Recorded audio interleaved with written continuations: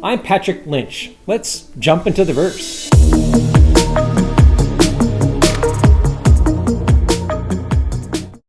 Believe me, many of us were around when the notion of an online strategy sounded as strange or irrelevant as many are thinking the metaverse sounds today. Executives questioned how to make money online, and online shopping, it was a fantasy. Executives' interviews as late as the 1990s were replete with those skeptical that it was even possible to make money on the internet. And online shopping, it was forebodden by those that controlled the backbone of the internet. Those were times when companies didn't think that they would need a chief digital officer or a chief analytics officer.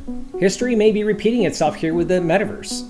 I was at Accenture and recall at that time the coaching that the firm gave employees and partners to get online. It was just that strange of an idea. At that time, I traveled to over 20 countries and talked with companies and customers about these themes. The same kind of concerns that are at stake today were definitely on their minds back then. Is this a safe place to be? How will it work? How will it help us serve customers? So the metaverse is going to be something really new. Maybe the internet reimagined is a better way of thinking about it.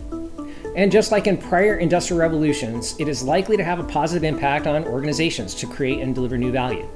It's a spectrum of solutions that has converged because technologies have matured, and it's now impacting new growth.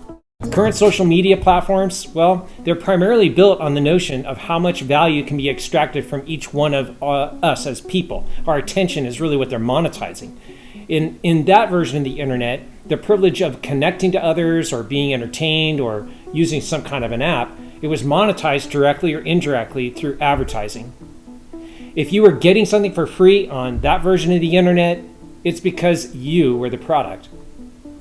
As a professor at Thunderbird School of Global Management, I'm instructing the first course on the metaverse and the global enterprise this semester.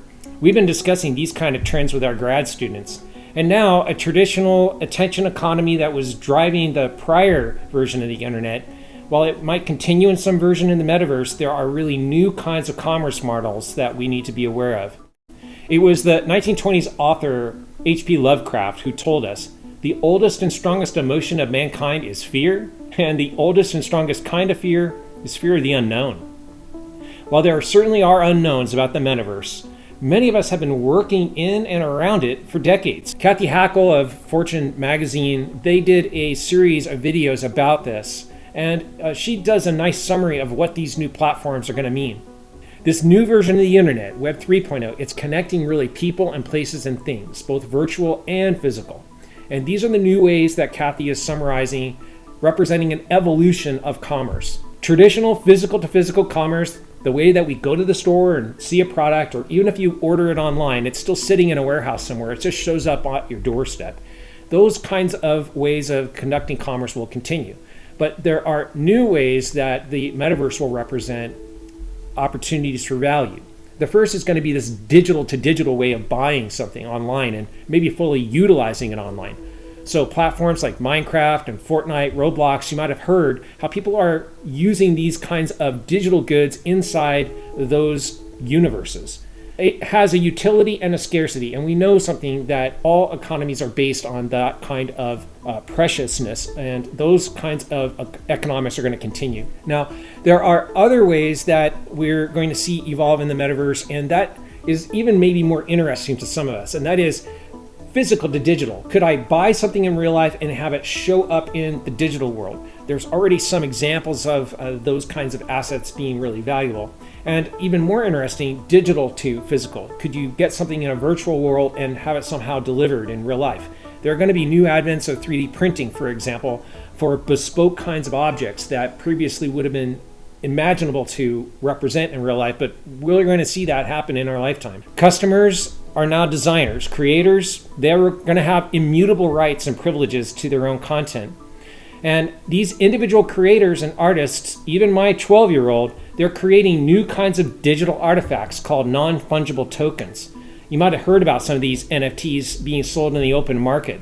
The buying and selling of these, it's pretty amazing, mostly thought of as a speculative kind of stock investment. While the valuation of some of these assets, they might seem puzzling or speculative, and they really do have risks. Even YouTube is launching new tools now that will allow us to sell videos as NFTs. So fans can really own, in a way, those videos. Many of us remember the Charlie Bit My Finger video. A clip of that sold for $760,000 recently as an NFT.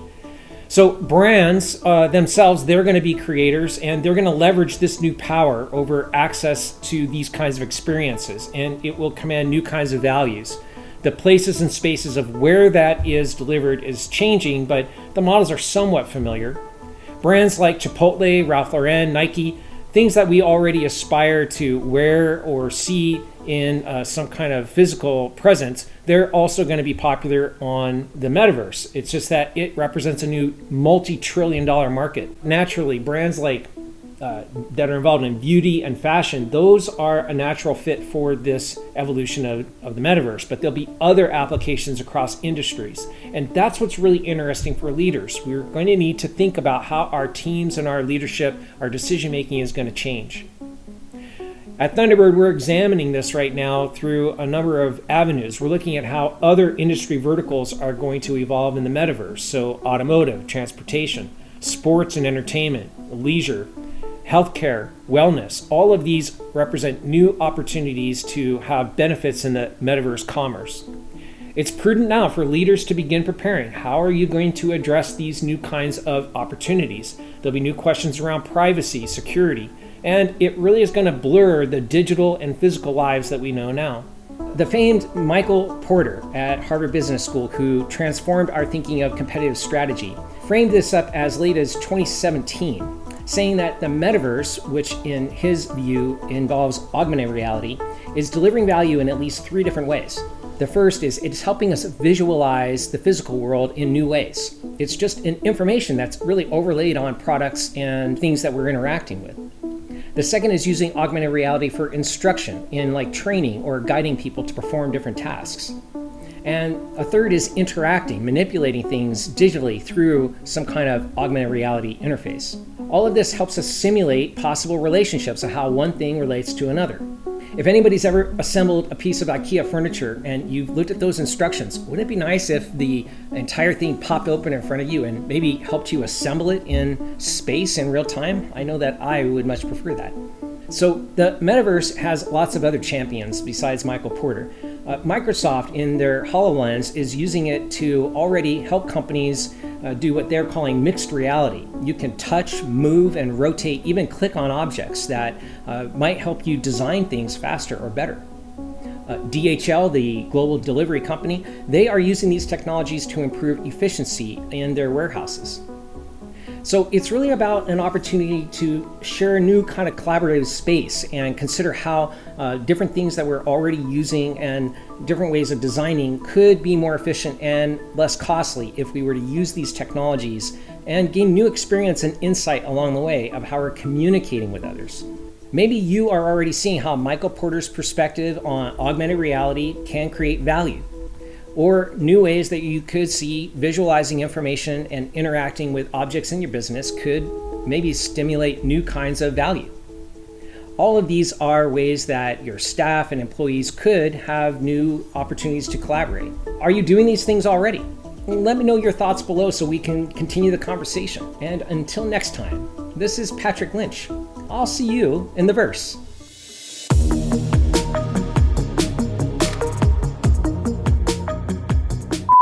I'm instructing the first Metaverse in the Global Enterprise course this semester, and I can see our graduates are very interested in using the metaverse